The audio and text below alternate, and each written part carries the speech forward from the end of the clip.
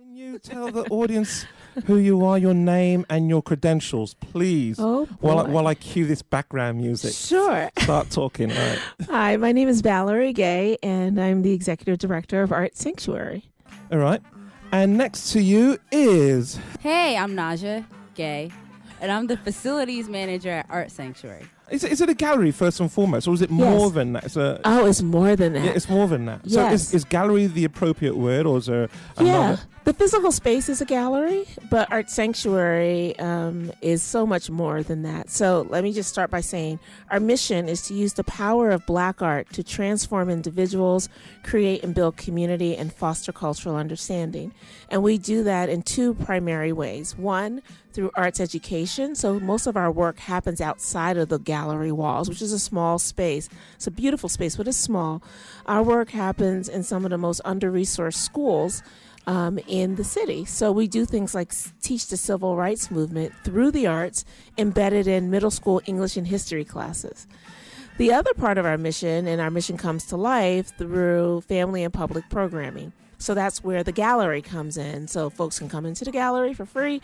But then also we have the Celebration of Black Arts Festival where everyone can participate. And this year, everything is free. Why July?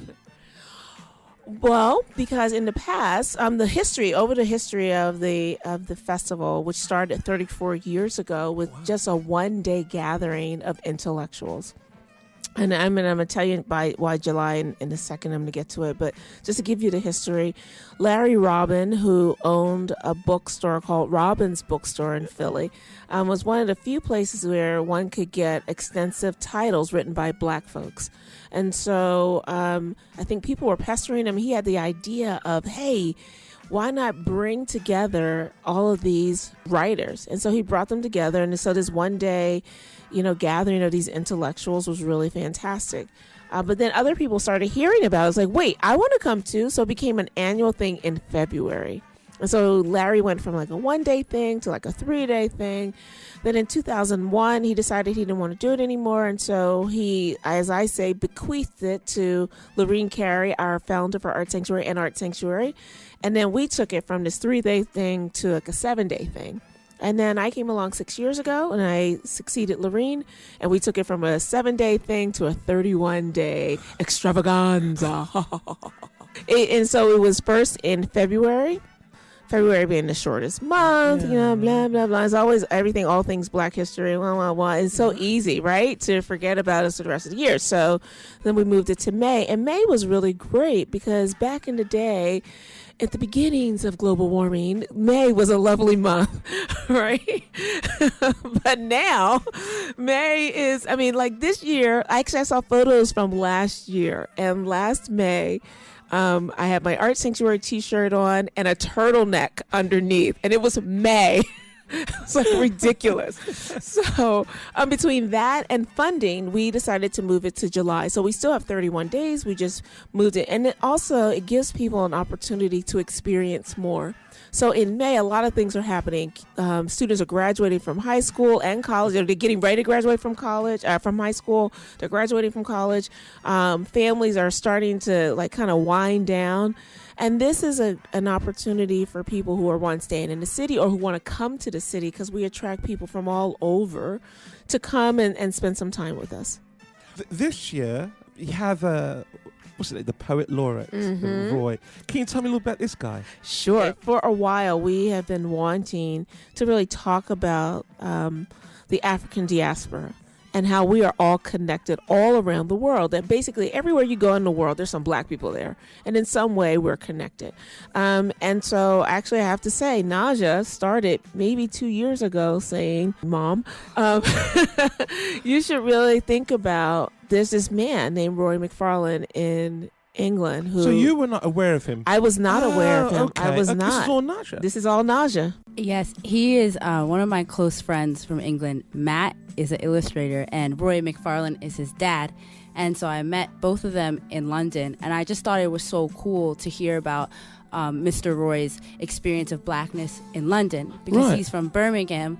It's kind of like a sister city to Philly, as you know. Absolutely. Really similar, but I guess a difference that he goes into more than what we experience in Philly is the inter-minority conflict, like between Southeast Asian people and Caribbean and African people. And so I thought it was really interesting, his experience of blackness, obviously, having to struggle with institutionalized racism in Birmingham and in the UK, but also his community and the Southeast Asian community struggling against each other and not, coming together and, in community to try to build each other up, but still doing that as well. So I think he's really cool because he's a poet laureate, but he also uses his poetry to bring the two communities together and to do a lot of work around institutionalized racism and non-institutionalized, but just like blatant in your face racism as well, and to teach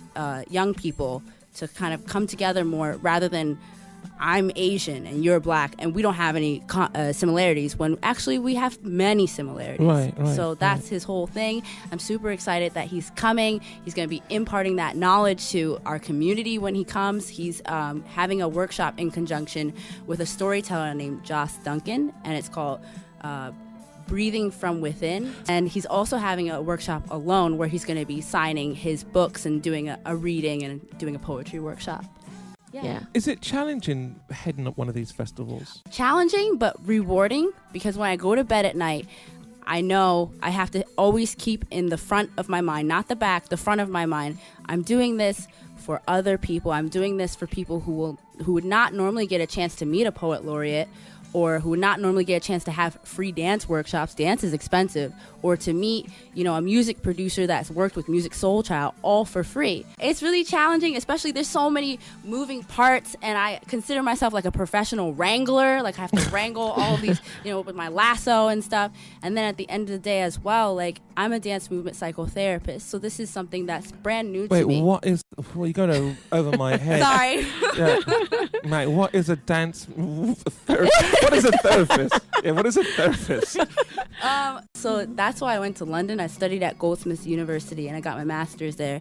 And I'm a dance movement psychotherapist. So it's kind of like, to summarize it up in a nutshell, talk therapy, but instead of using your words, we use the body. And there's so many. Yeah, wicked. Isn't exactly. that awesome? Yeah, and there's so many things that I I can live with my therapist.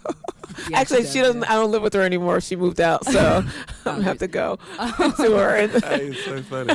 Yeah, like you can just I can look at someone and say, oh, they might be going through something. I might not be able to say this person has this and this, but I can say right now in this moment, I can see that they're anxious, they're stressed, they're this, they're that, So